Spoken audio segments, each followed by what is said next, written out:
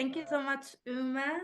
Hello, everyone. It's always such a pleasure to be here. As Uma mentioned, I was part of the Limitless edition last year. So when Uma said, "What are you doing this year?" I'm like, "I'm here. I'll figure out schedules, but I'll be here." And the other thing, I was like, "What do I want to share? What do I want to talk about?" And what I want to talk about impacts me, but also impacts, I'm gonna take a bold guess, probably people like you. I work in tech, I've been in tech for a long time, I have friends in tech, and see what's happening. So I feel like this is for me and for my friends, and hopefully for you too. In November 2023, I left my very secure job as a senior product manager at Microsoft. And in my last week at Microsoft, I got an offer from Booking.com as a senior product manager as well. To my own surprise, I thanked them and I rejected the offer. And I chose a life of uncertainty and employment after that. I remember having a one-on-one with Uma at the time because I was scared. I've always worked as a full-time employee, security of a monthly salary and all of that. But there was something inside me that it wasn't quite right. Like with Microsoft or even the jobs before, for most of the time, the job was nice, the money is good, even the flexibility. For me personally, my biggest thing usually is time and flexibility. I worked from home and I could do whatever I need to do in my days, work anywhere. But still, there was something that is not quite right. And it took me a while to just to believe in myself and also to take the risk. And I'm like, if I don't do it today, when am I gonna do it? And there was all the voices inside me, the voices that says, don't do this, and the other voices that were like, you know what, you could apply for another job in a year time. So what? You can go back to the corporate world, you can go back to full time, etc. Anyway, so I left my job. I did a wonderful 3 months of traveling around Asia because travel is my biggest passion in this world. And then I started looking for contracting jobs. I had last April, I had a lovely month of panicking because I'm like, oh my God, there is no jobs in tech. What am I gonna do? I am never gonna get a job ever again. Turns out I did get a job, and everyone eventually gets the jobs. And so I've been working for myself, contracting. I have one solid client paying the bills. I even had a second client to do a project for a limited time. And I have the time to think about the other things that I really want to do. As I mentioned, I really love travel and I want to venture into something related to travel. And now I at least have the time to think about it. The reason why I'm telling you this is I'm not here to advocate for people to leave their jobs. I think what I'm advocating for is to honestly to follow our intuitions.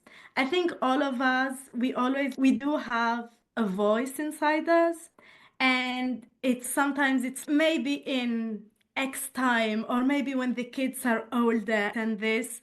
I do not take reckless decisions. I did take a calculated risk. I did make sure that I have enough money to pay the bills while I'm trying to figure out my next step. So this is not an invitation to, oh, just leave your job and do whatever. Absolutely not. This is also not an invitation to take the same path I took. Some people love being in a corporate job. Some people want to be managers with a lot of responsibilities, and it's fine. As long as it's your choice, I guess the point what I'm trying to say, make sure that you're not just like shutting that internal voice that says, I'm not really happy here, or this is not really what I want to do, but this is the comfort zone. This is what everybody else is doing. Still, I left a very comfortable job. People in a very uncertain time when people layoffs and all of that. But I think we all have that intuition and that voice inside us. So this is like an invitation to listen to that voice. In the end of the day, life is short. Do not live a miserable life. It's not worth it. And I did not figure it all out. To this day, I'm like, oh, what really do I really want from life? Am I really happy here? So it's not, oh, look at me. I did a year and like I figured it all out. No, but I do still, there is part of me sometimes I'm like, yes, I did what I really wanted to try, and for that I'm proud of myself, and I thank you myself for not holding back, because probably 5 years ago I would take that booking.com job eyes closed. So yeah, so I think I'm not sure. I thought I would keep an eye on time. I think I did 5 minutes, maybe. Okay, so yeah, please listen to your inner gut. It's okay to be a little brave. I know that life and circumstances impose lots of constraints on us. I'm not a fool. I know exactly we are bound by certain things in life. But also remember, life is short, and it's sad if we live like miserable lives for whatever reason. It's uncertain, it's crazy out there. I know.